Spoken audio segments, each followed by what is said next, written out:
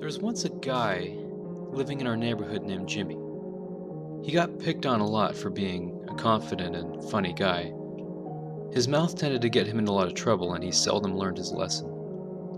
He was just very content with who he was and refused to change it. When people asked him why he let them wail on him for his blunt comedy and wisecracks, he'd just smirk and say, "Honesty is the best policy." When people asked him why he let them wail on him for his blunt comedy and wisecracks, he'd smirk and say, "Honesty is the best policy. At least they're not hiding anything from me, and neither am I from them."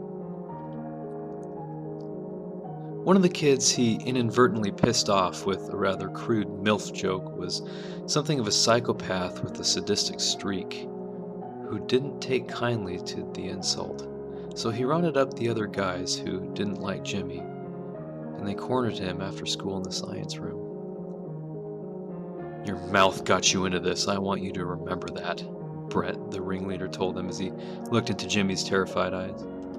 They grabbed some formic acid stored in the lab and threw it in his face. They stood around watching him scream in agony as it ate through his flesh before sniggering and running out, pretending to be concerned and wanting help for him. When the paramedics arrived, they were attending to Jimmy, who was no longer able to scream. The principal asked the boys if they knew what happened. Their leader, Brett, explained that they were walking past when they saw Jimmy skulking around in the lab room. By the time they got in there, he was already in that state. The other members joined in and backed up Brett with their fake details as Jimmy tried to protest in silent agony. The principal nodded and told them he would speak to them after he had a word with Jimmy, and gotten his side of the story after he was out of hospital. A few days passed and Jimmy was kept in ICU with bandages on his face.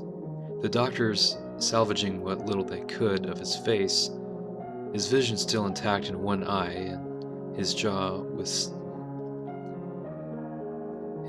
standing despite the loss of flesh.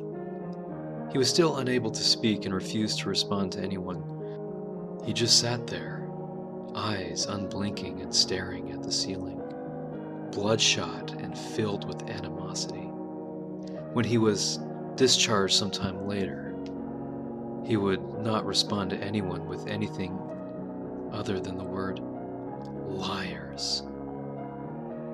His social life gone, unable to smile or even crack a joke anymore, he secluded himself in his room and began planning. Sick, vindictive thoughts started appearing in his mind.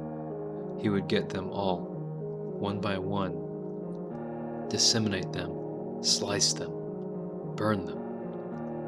He waited patiently until the group would be vulnerable. Late at night, when they said their goodbyes and went home separately, that's when he would strike. That weekend, Brett received a package in the mail. Curiously, he opened it to find a VHS tape with the words, "For you," etched crudely onto the front. He put it in and played it. It was a crudely recorded home video by an unknown cameraman who didn't speak at all for the duration of the film.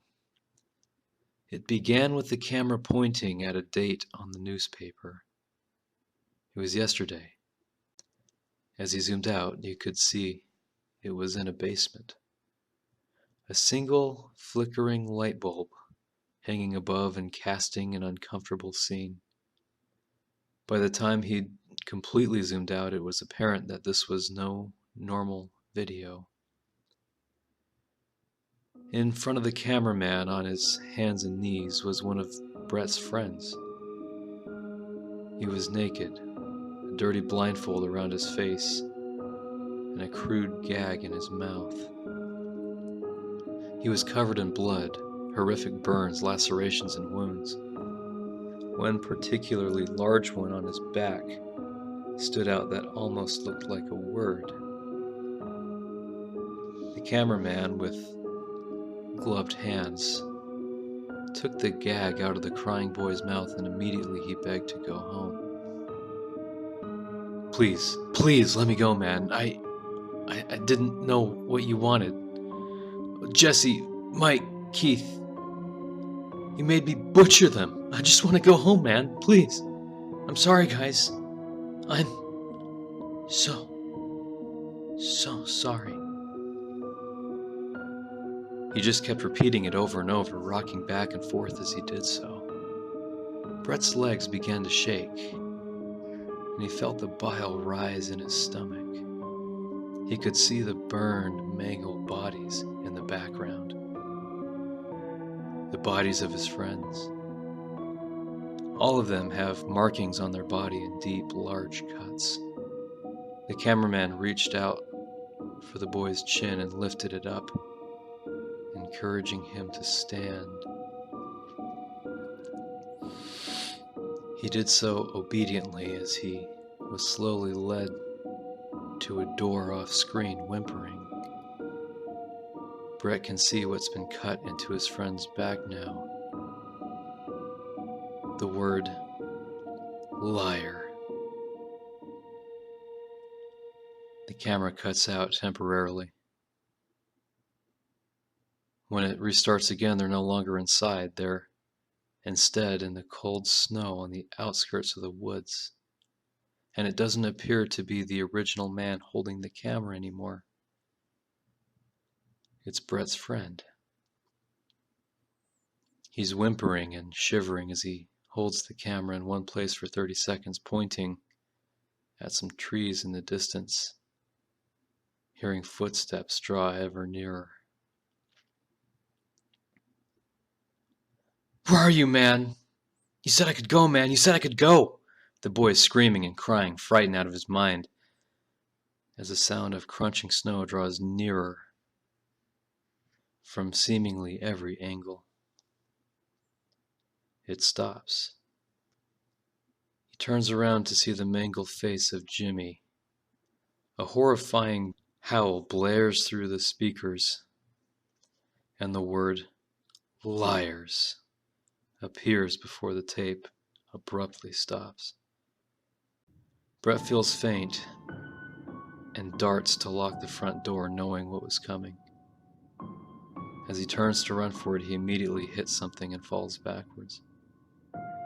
The last thing he ever hears is liars.